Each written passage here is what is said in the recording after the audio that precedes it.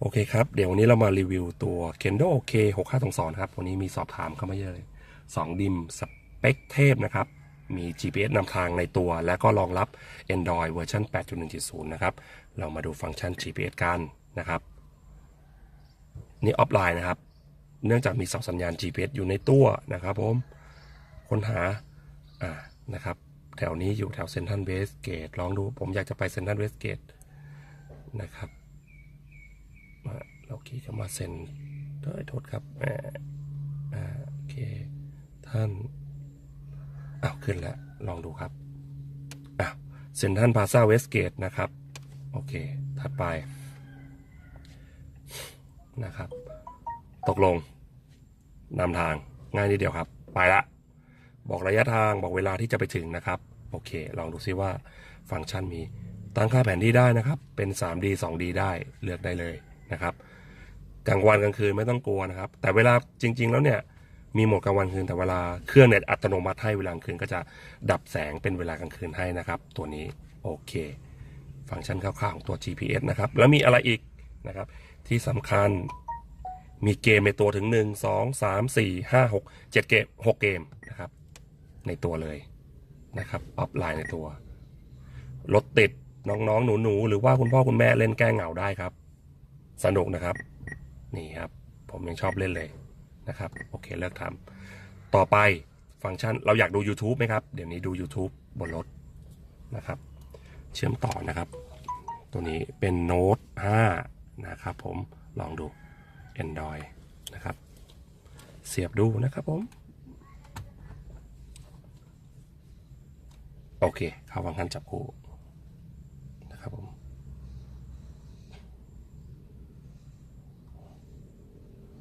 โอเคครับมา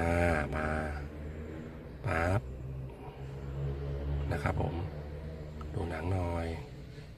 นะครับเสียงนะครับ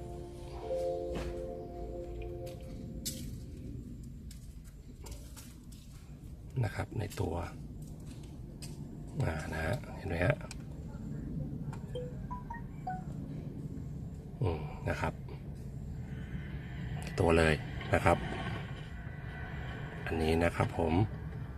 โอเคอันนี้ก็ฟังก์ชัน YouTube นะครับหรือว่าเราอยากจะค้นหาเล่นอะไรต่างๆก็ได้หมดเลยนะครับเปลี่ยนนี่ดูนะครับดูอะไรแหละนี่นะครับขึ้นหน้าจอตกลงนะครับนะครับสามารถรองรับตัว Android ขึ้นหน้าจอได้ซึ่งเป็นฟังก์ชันเด่นๆของมันเลยนะครับผมโอเคเดี๋ยวดูฟังก์ชันต่อไปว่ามีอะไรยังไงบ้างนะครับผมโอเคเราลองมาดูฟังก์ชันตัว CD DVD นะครับว่ารองรับหรือเปล่าลองดูครับนะครับสักครู่หนึ่งนะครับผมBob's invited his friends to watch a DVD he bought in a store. นะครับรองรับแผ่น DVD นะครับ MP3 VCD นะครับผมออกนะครับอันนี้แก้พิษที่เกิดจากถามว่า USB รองรับไหมมาชมครับว่า USB รองรับไหมว่าเร็วแค่ไหนด้วยนะครับเลือดที่มันจะไปส่งเลี้ยงสมองเนี่ยมันเลี้ยงไม่ได้ครับเสียบ USB ครับ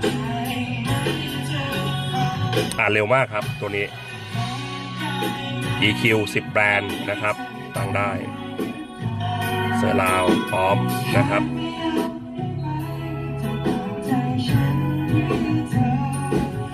ผมโอเคออกนะครับนี่ก็เป็นฟังก์ชันคร่าวๆนะครับคราวนี้เดี๋ยวเรามาดูอุปกรณ์กันว่าอุปกรณ์ของตัวเนี้ยมีอะไรยังไงบ้างนะครับสำคัญเลยมีเสา GPS ในตัว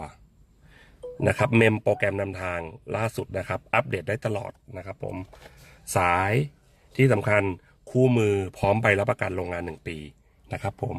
อันนี้เนี่ยก็ฝากไว้ด้วยนะครับใครสนใจยังไงเดี๋ยวคราวหน้าจะมาอัปเดตสินค้าให้กันใหม่นะครับกับราคาสุดพิเศษครบทุกฟังก์ชันกับ Kendo K6522 ขอบคุณครับ